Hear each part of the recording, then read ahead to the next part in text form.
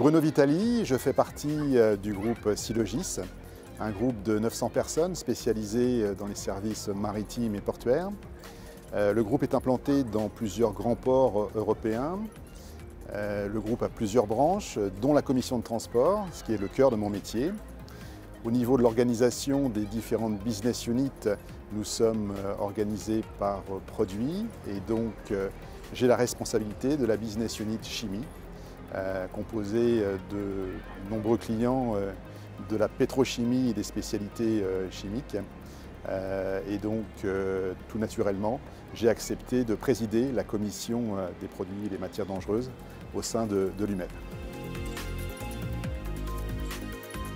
La commission est composée de différents collèges et de l'administration également de tutelle, le port du Havre, la capitainerie, notamment le bureau des dangereux, qui est en charge de la réglementation en fait, sur les marchandises dangereuses dans l'enceinte portuaire. Dans les autres collèges, nous avons les manutentionnaires qui ont en fait la responsabilité de stocker les conteneurs sur les quais et donc ils participent des responsables opérationnels et des responsables sécurité. Nous avons également des responsables des armements ou des agents maritimes.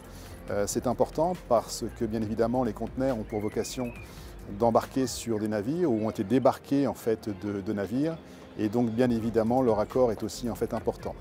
Enfin, il y a aussi les commissionnaires de transport qui ont en fait la responsabilité de toute la chaîne logistique et bien évidemment ils sont partie prenante sur l'ensemble des procédures opérationnelles et documentaires pour le passage des marchandises dangereuses dans le port du Havre.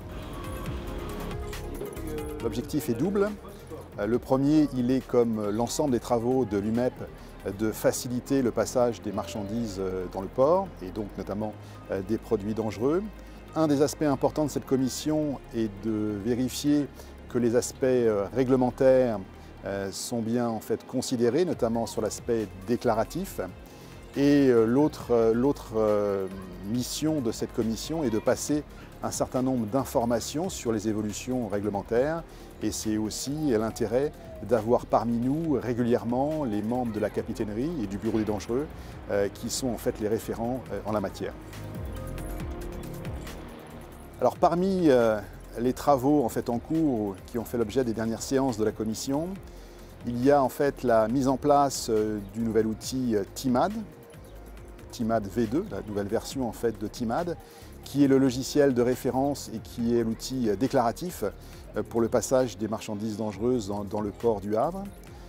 Donc lors des dernières commissions, nous avons bien sûr travaillé sur le cahier des charges dans un premier temps, et puis sur un plan de formation pour les différents collèges, puisque cet outil bénéficie de différentes fonctionnalités suivant les acteurs de la chaîne.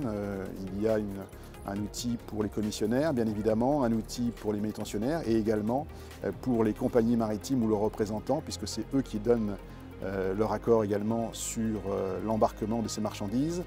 Donc nous avons suivi dans ces dernières commissions l'ensemble de ces travaux. Pour les prochaines commissions, nous suivrons bien évidemment avec la capitainerie du port du Havre un retour d'expérience sur la mise en place de cet outil. Et puis nous allons travailler avec l'ensemble des acteurs et notamment la SOGET sur une nouvelle fonctionnalité de S1 qui est l'outil communautaire afin de pouvoir y greffer TIMAD à l'avenir au sein de cet outil communautaire. Donc la commission, elle vit et elle doit continuer de vivre. Elle vit parce qu'il y a des membres et des représentants. Donc venez nombreux, c'est un message important. Il y a des partages d'informations qui sont extrêmement en fait, importants et intéressants. Et tous les collèges sont bien évidemment les bienvenus pour les prochaines commissions.